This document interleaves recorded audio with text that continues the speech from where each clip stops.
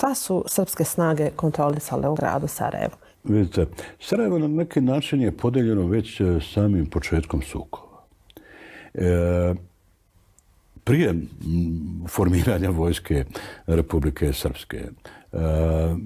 Dakle, tamo gdje su bile većinski jedan narod, on je i te dijelove grada stavio pod svoju kontrolu. Evo, na primjer, kad se dolazi iz pravca Pala i Miljacka je nešto što rijeka koja nekako dijeli taj grad, ali Grbavica je pretežno naseljena srpskim stanovništvom.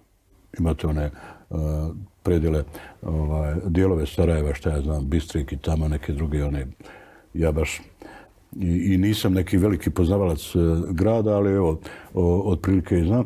Znači, na Grbavici je uglavnom i na Vracama je dijelovi Novog Sarajeva su pretežno srpsko stanovništvo. Lukavica, da ne govorim, tamo u zaleđu i tako da.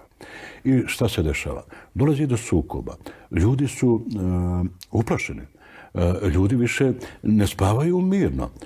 Ljudi su ispred svojih kuća. Organizuju se nekakve straže, dežurstva u ulazima, u stambenim zgradama, ispred privatnih kuća. Svako je stao ispred svoje kuće. Tako je došlo do podjele Sarajeva. Nema ni jednog naređenja, nema ni jedne zapovesti, nema ni jednog plana. Ni o podjeli Sarajeva, ni o blokadi Sarajeva. Ja samo da kažem, ovo govore muslimanski dokument. Srbi koji su živjeli dole do Miljacke su tokom dana išli gore na tranzit. I tu su negdje se branili. Ne treba zaboraviti da imamo već događaje u martu, u aprilu.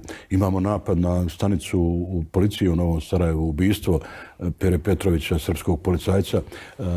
Napada na mnoge druge. 22. aprila napad na Ilidžu. I to je žestok, jak napad koji je mogao možda da